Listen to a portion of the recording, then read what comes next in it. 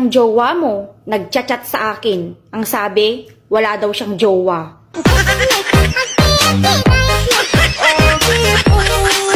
Kung kasalanan maging masarap, Wow! tatawarin niyo ako. Sorry nga na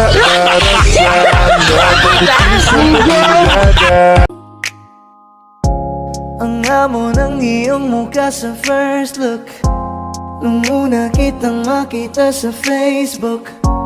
Kakaiba pa ang iyong pangalan, para bang Mangyari ang mangyari, wala akong pake. Kung tayo talagang dalawa ang hanggang sa huli.